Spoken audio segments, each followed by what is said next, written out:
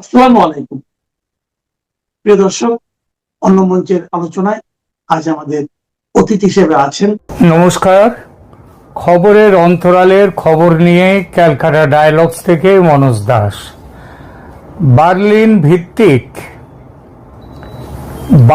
ভিত্তিক transparency international আজ 10 ফেব্রুয়ারি 2026 তাদের সর্বশেষ দুর্নীতির ধারণা যে সূচক করাপশন পারসেপশন ইন্ডেক্স বা সংক্ষেপে যাকে সিপিআই বলা যায়, সেই অনুযায়ী বাংলাদেশের দুর্নীতিতে কত স্কোর এবং র্যাঙ্ক সেটা 2025 সালের সেই হিসাবটা আজ প্রকাশ করেছে।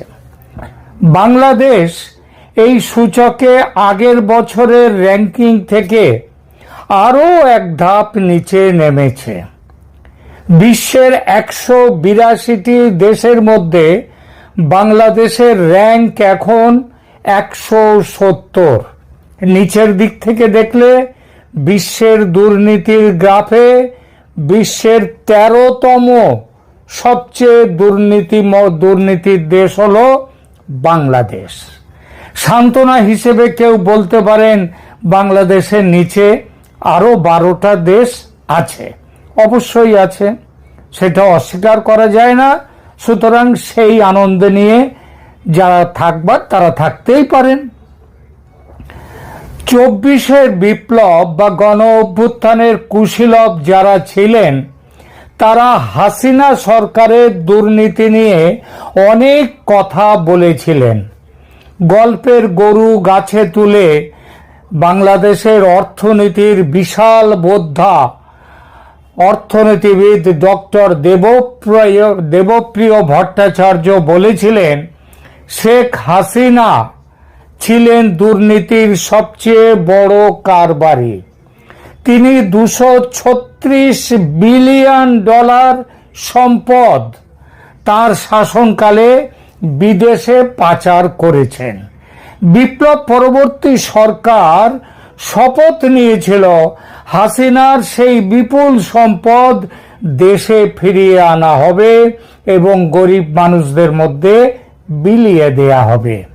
সেই অর্থের একটা টাকাও দেশে ফিরে তো আসেইনি, বরং ডক্টর ইউনূস দেবপ্রিয় ভট্টাচার্যদের আর সে কথা মনেই নেই যে কি অভিযোগ তারা করেছিলেন শেখ হাসিনার বিরুদ্ধে আর্থিক বিষয়ে।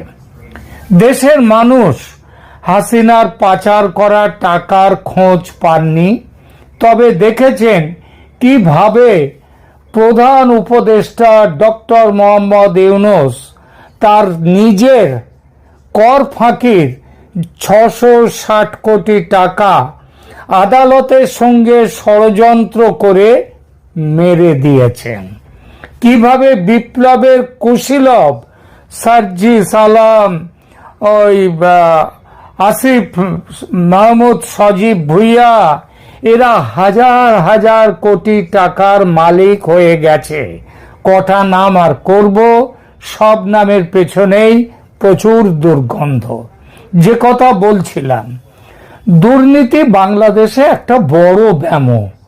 মোহাম্মদ ইউনূসের আমলে দেশ দুর্নীতির যে সূচক সেই সূচকে আরো নিচে নেমেছে। এটা বড় দুঃখের কথা।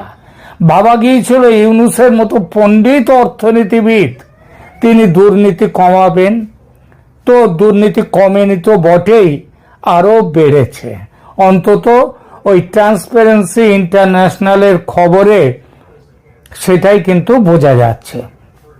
আর সবচেয়ে অবাক করা কথা কি জানেন, দুর্নীতিতে বাংলাদেশের যেটুকু ভালো রেকর্ড এই পর্যন্ত হয়েছে সেটা করেছেন কে জানেন? দুর্নীতিবাজ বলে যাকে হটিয়ে দেয়া হয়েছে দেশ থেকে, সেই শেখ হাসিনা। গত কয়েক বছরের একটা তুলনামূলক চিত্র আপনাদের সামনে রাখছি, ছোট্ট করে রাখবো, বিরাট বিশদে যাব না। গত কয়েক বছরের তথ্য বিশ্লেষণ করলে দেখা যায় বাংলাদেশের দুর্নীতির পরিস্থিতি মূলত একটা স্থবির বা নিম্নমুখী বৃত্তে ঘুরপাক খাচ্ছে। ট্রান্সপারেন্সি ইন্টারন্যাশনাল প্রকাশিত দুর্নীতির ধারণা সূচক 2025 যা আজকেই প্রকাশিত হয়েছে, সেই অনুযায়ী বাংলাদেশের অবস্থা সত্যিই উদ্বেগজনক। যদিও একটা দেখা যায় যে বাংলাদেশের স্কোর কিন্তু 1 পয়েন্ট বেড়েছে, তাহলেও কেন নিচে নেমেছে? নিচে নামার কারণ হলো নিচের যে অন্য দেশগুলো তারা অনেকটা বেশি বেড়ে গেছে, ওপরে উঠেছে, আর বাংলাদেশ একটা স্কোর পয়েন্ট বেড়েছে কিন্তু তার তালিকায় নাম নেমে গেছে এক ধাপ নিচে। এইবার বাংলাদেশ নিচের থেকে এখন 14তম হয়েছে। নিচে 2000 সাল থেকে বা এখন একটু 2000 সাল থেকে বর্তমান কাল পর্যন্ত বাংলাদেশের দুর্নীতির চালচিত্র এবং এই পরিস্থিতির একটা ছোট্টখাটো বিশ্লেষণ করছি। বাংলাদেশ 2001 থেকে 2005 সাল পর্যন্ত টানা 5 বার বিশ্বে দুর্নীতির তালিকায় শীর্ষে ছিল। কতদিন? 2001 থেকে 2005। কতদিন হলো সেটা? পুরো 5টা বছর। একেবারে তালিকায় প্রথম স্থান, চ্যাম্পিয়ন, দুর্নীতির চ্যাম্পিয়ন। এরপরে দেখুন বছরের হিসাবটা একবার দেখে। বিশ্বের র্যাঙ্ক ছিল প্রথম, বলেছি আগে, 2001 থেকে 2005 টানা 5 বার দুর্নীতির শীর্ষে। দেশের প্রধানমন্ত্রী তখন কে ছিলেন? প্রধানমন্ত্রী 2001 থেকে 2005? খালেদা জিয়া। কোন সরকার তিনি চালাচ্ছিলেন? বিএনপি এবং ওই জামাতের মিলিজুলি সরকার। সেই সময় 100-র মধ্যে কত নম্বর পেয়েছিল জানেন? স্কোর। সেই স্কোরটা হচ্ছে 4 নম্বর পেয়েছিলেন প্রথমে 2001। 2005-এ 4 থেকে একটু একটু করে বেড়ে 15 পর্যন্ত উঠেছিল, কিন্তু দুনিয়ায় সেটা হলো সবচেয়ে নিচে। এরপরে উন্নতির শুরুটা হলো কবে? সেটা কিন্তু শেখ হাসিনার আমলে। 2012 সালে বাংলাদেশ স্কোর করলো 26, দুর্নীতিতে বিশ্বে 13 নম্বরে। 2017 সালে বাংলাদেশ নম্বর পেল 28, দুর্নীতির গ্রাফে নিচে নামা বন্ধ হয়ে গেল, ওপরে উঠছে। স্থান বিশ্বে 17তম, 17তে চলে গেল। 1 নম্বর থেকে 17 নম্বরে উঠে গেছে, এবং মূলত সেটা শেখ হাসিনার আমলে। আর গত দশকের সর্বোচ্চ স্কোর হলো ওই সময় 28 নম্বর 2017 সালে। 2024 সালে বাংলাদেশ পেয়েছে নম্বর 23। পৃথিবীতে তার স্থান কত নম্বরে? 14তম। বিপ্লব যদি না হতো, মানে যেহেতু জুলাই আগস্ট তো একেবারে উচ্ছন্নে গিয়েছিল মোটামুটি দেশ, তো সেই বিপ্লব যদি না হতো, হাসিনা ক্ষমতায় থাকলে নিশ্চিতভাবেই নম্বর বাড়ত, স্থান আরো উপরে উঠত, কিন্তু তারা থেকে গিয়েছিল 14 নম্বরে। কিন্তু জুলাই বিপ্লব ঘেঁটে দিল পুরো জায়গাটা। বিগত 13 বছরের সবচেয়ে নিম্নতম স্থান হলো 2024-এ হাসিনার জমানায়, ওইটাই ছিল সবচেয়ে কম। এই ঘেঁটে যাওয়া অব্যাহত হলো, মানে নিচে নামা 2025 সালেও।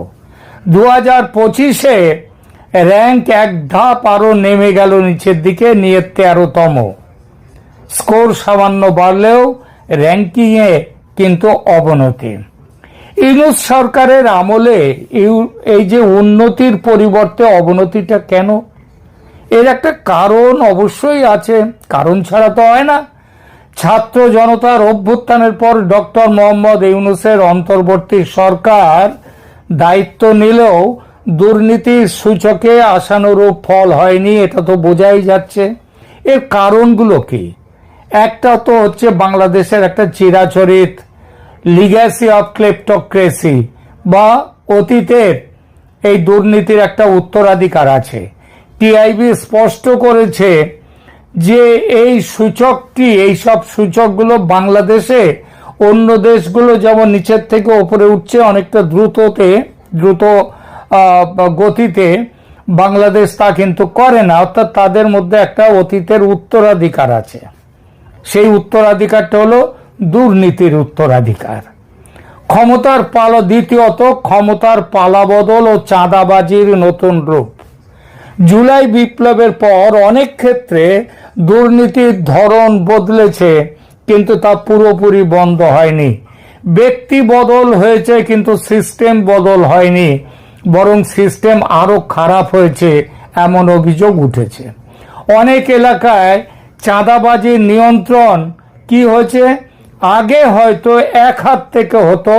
আমাদের ওয়েস্ট বেঙ্গলও দেখা গেছে সিপিএম আমলে চাঁদা এক জায়গায় দিতে হতো, মানে এক জায়গায়, সেখান থেকে ভাগাভাগি যাওয়ার হতো। কিন্তু পরবর্তীকালে এখন তৃণমূল কংগ্রেসের আমলে চাঁদা নেয়ার প্রচুর জায়গা হয়ে গেছে, এক হাত থেকে 12 হাতে চলে গেছে। একই অবস্থা বাংলাদেশেও হয়েছে। তৃতীয়ত প্রাতিষ্ঠানিক শূন্যতা। অন্তর্বর্তী সরকার অনেক সংস্কার কমিশন গঠন করলেও মাঠ পর্যায়ের আমলাতন্ত্র, পুলিশ বাহিনীতে এবং সচিবালয়ে এক ধরনের স্থবিরতা বা চেন অফ কমান্ডের অভাব দেখা যাচ্ছে, যা দুর্নীতিবাজদের সুযোগ করে দিচ্ছে। এছাড়া উচ্চ প্রত্যাশা বনাম ধীর গতির সংস্কার। সাধারণ মানুষ মনে করেছিল ডক্টর ইউনূস আলাদিনের আশ্চর্য প্রদীপ হাতে নিয়ে আসবেন এবং আসার সাথে সাথেই দুর্নীতি শূন্যে নেমে আসবে। কিন্তু বিচার বিভাগ ও দুদক পুনর্গঠনে সময় লাগায় দুর্নীতিবাজরা, এবং সেখানেও যাদের অতীত ভালো নেই তাদেরকেও অনেককেও বসানো হয়েছে বিভিন্ন বিভাগে, বিচার বিভাগে। তাদের ফাঁক ফোকর দিয়ে এখন এই দুর্নীতি বেড়ে উঠছে। এই সরকারের পঞ্চমত, এই সরকারের ভেতরে বসে থাকা উপদেষ্টা ও প্রধানদের অনেকেই দুর্নীতিতে ব্যাপক নিমজ্জিত। এর মধ্যে এই উপদেষ্টাদের মধ্যে আছেন, সরকারের ভেতরের লোকদের মধ্যে আছেন স্বয়ং প্রধান উপদেষ্টা মহোদয়। ক্ষমতায় বসেই যেভাবে তিনি আদালতের ওপর চাপ সৃষ্টি করে নিজের 600 কোটি কর ফাঁকির টাকা মকুব করিয়ে নিয়েছেন, তাতে তো সবাই দুর্নীতিতে উৎসাহিত হবেন, আর তা হয়েছে। তারা লুটে পুটে খাওয়াটাকে আদর্শ ভেবেছেন। দেশের বিগড়ে যাওয়া আইন শৃঙ্খলা, বিচার ব্যবস্থা এই দুর্নীতিকে মদদ দিচ্ছে। আদালতে মামলা করা একটা অর্থকরী ব্যবসা হয়ে গেছে বাংলাদেশে, এটা ভাবা যায়? দুর্নীতির সাগরে নিমজ্জিত সরকারের বা কোন কোন খাতগুলো প্রধান সেটা একটা দেখি। এদের সবার উল্লেখ কিন্তু আছে ট্রান্সপারেন্সি ইন্টারন্যাশনালে। বাংলাদেশে দুর্নীতি এখন কেবল ব্যক্তিগত অপরাধ নয়, এটা একটা প্রাতিষ্ঠানিক রূপ নিয়েছে। সবচেয়ে বেশি ক্ষতিগ্রস্ত সরকারের যে বিভাগগুলো সেগুলো দেখা যাক। প্রথমেই আসবে ব্যাংকিং ও আর্থিক খাত। ইচ্ছাকৃত ঋণ খেলাপি এবং নামে বেনামে ব্যাংক থেকে হাজার হাজার কোটি টাকা পাচার এই খাতের মেরুদণ্ড ভেঙে দিচ্ছে। আইন শৃঙ্খলা রক্ষাকারী বাহিনী, বিশেষ করে পুলিশ, ঘুষ ছাড়া মামলা নেয় না। পুলিশ ঘুষ খায়, এটা পৃথিবীতে নতুন কথা নয়, কিন্তু এরা ঘুষ ছাড়া মামলা না নেয়া এবং নিরপরাধ ব্যক্তিকে হয়রানি করার একটা রেকর্ড তৈরি হচ্ছে এখন বাংলাদেশে। এটা বর্তমানে লাগাম ছাড়া। এছাড়া ভূমি অফিস, ল্যান্ড রেজিস্ট্রেশন অফিস, এটা বাংলাদেশের সবচেয়ে দুর্নীতিগ্রস্ত খাতগুলোর একটি। নামজারি থেকে শুরু করে পর্চা তোলা সবখানেই দালালদের দৌরাত্ম্য। টেবিলের নিচে দিয়ে টাকা না দিলে কাজ হয় না। স্বাস্থ্য ও শিক্ষা খাত, সেখানেও ভয়ঙ্কর দুর্নীতি। যে কোনো সরকারি চাকরিতে নিয়োগ এখন একটা ব্যবসা হয়ে গেছে। এমনকি ডিএমদের বদলিতেও বদলি বাণিজ্য হয়েছে। ডিএমদের বদলি, কালেক্টরদের বদলি নিয়ে কিভাবে টাকা পয়সার লেনদেন হচ্ছে সেটা বাংলাদেশের অত্যন্ত সাধারণ মানুষও তার খবর জানে এবং খবর পেয়েছে। সরকারি কেনাকাটায় আকাশচুম্বী দুর্নীতি, এই আমলে সেটা বেড়েছে ছাড়া কমেনি। এছাড়া পাবলিক ইউটিলিটি, বিদ্যুৎ, গ্যাস, পানি এসব নিতে গেলে এখনো পদে পদে ঘুষের অভিযোগ। এই নরক থেকে বাংলাদেশের মানুষের কি পরিত্রাণের পথ নেই? বাংলাদেশের ছবি কি ওপরে উঠবে না? এই অবস্থা থেকে মুক্তি পাওয়া কঠিন, তবে অসম্ভব নয়। এর জন্য প্রয়োজন সার্জিক্যাল স্ট্রাইক। কিন্তু করবে কে? এইটাই কথা। দুদকের স্বাধীনতা, বিচার বিভাগের স্বাধীনতা, এইসব দুদক মানে দুর্নীতি দমন কমিশন, তাদের যে স্বাধীনতা সেগুলো যদি তাদের রাজনৈতিক প্রভাব মুক্ত যদি না করা যায়, তাহলে প্রভাবশালীদের বিরুদ্ধে মামলা করার ক্ষমতা এবং সাহস এদের থাকবে না। সম্পূর্ণ ডিজিটালাইজেশন চালু করতে হবে। ভূমি অফিস থেকে শুরু করে সরকারি সব টেন্ডার এবং সার্ভিস ডেলিভারি ডিজিটাল করতে হবে, যাতে মানুষ এবং সরকারি কর্মকর্তার সরাসরি সাক্ষাৎ না হয়। কিন্তু এই দেখুন না, টেন্ডার ছাড়া যেখানে বন্দর দিয়ে দেওয়া হচ্ছে, সেখানে কে কাকে কি বলবে, কার কাছে কি চাইবে, কে কে তাদেরকে পথ দেখাবে? এছাড়া অর্থ পাচার রোধ করতে হবে, সম্পদ বাজেয়াপ্ত করা সেগুলো করতে হবে। যারা গত কয়েক বছরের টাকা পাচার করেছেন বলে যাদের বিরুদ্ধে অভিযোগ উঠেছে, তাদের বিরুদ্ধে যথাযথ তদন্ত করতে হবে। সেই তদন্তই তো শুরু হচ্ছে না, শুধু বাতাসে ছেড়ে দেওয়া হচ্ছে প্রচুর টাকা বিদেশে গেছে, প্রচুর টাকা বিদেশে গেছে। আর তো বিদেশে তো আমাদের যে মোহাম্মদ ইউনূস যিনি রয়েছেন, তিনি তো হচ্ছেন সারা পৃথিবী জুড়ে তার সুনাম, তার ক্ষমতা, তিনি তো বিরাট বড় মাঠের প্লেয়ার। তিনি কি করছেন বসে বসে? আর সবার উপরে আরো দুটো জিনিস বলবো, সেটা হচ্ছে স্বাধীন বিচার বিভাগ, দুর্নীতির মামলার বিচার দ্রুততম সময়ে শেষ করার জন্য এবং আইন অনুযায়ী শেষ করার জন্য যে ট্রাইব্যুনাল ইত্যাদি তৈরি করতে হবে। সেটা এই সরকার কিংবা পরের সরকার, এই সরকার ট্রাইব্যুনাল মানে ওই ক্রাইম ট্রাইব্যুনাল যেটা করেছে, অপরাধ ট্রাইব্যুনাল, সেটা তো রাজনৈতিক উদ্দেশ্যে, কিন্তু রাজনৈতিক উদ্দেশ্যে করলে হবে না।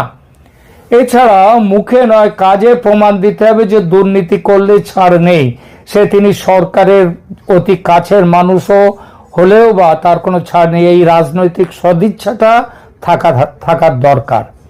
সুস্থ বিচার ব্যবস্থা সুনিশ্চিত করতে এবার সব থেকে বড়, দেশে সুস্থ গণতান্ত্রিক ব্যবস্থা প্রতিষ্ঠা করতে হবে। গণতন্ত্র না থাকলে এসব জিনিস দুর্নীতি দমন করা যাবে না। দুর্নীতি কেবল টাকার অভাব নয়, দুর্নীতি সব দেশে থাকে। চীনে পর্যন্ত এত কঠোর যেখানে শাসন, সেখানেও দুর্নীতির দায়ে বড় বড় সরকারি কর্মচারীদের, সেনা অফিসারদেরকে তাদেরকে জেলখানায় নিয়ে যাওয়া হচ্ছে। সুতরাং দুর্নীতি কেবল টাকার অভাব নয়, এটা হচ্ছে নৈতিকতার অভাব। সিস্টেম যত স্বচ্ছ হবে, দুর্নীতি করা তত কঠিন হবে। দুর্ভাগ্য, বাংলাদেশ ক্রমশ বিচার ব্যবস্থার স্বচ্ছতা, সত্যিকারের গণতান্ত্রিক ব্যবস্থা প্রতিষ্ঠার পথ থেকে দূরে সরে যাচ্ছে ক্রমশ। এই দেখুন না, আগামী পরশুদিন ভোট হওয়ার কথা, সেই ভোট, এই ভোট তো গণতান্ত্রিক ভোট নয়। সেটা বাংলাদেশের যারা এই ভোট করছে তারাও যেমন জানে, যারা এই ভোটের বিরোধিতা করছেন তারাও জানেন। এই রকম গণতন্ত্র যত ফুলে ফেপে উঠবে, দুর্নীতির সূচকে বাংলাদেশ ততই নিচে নামবে।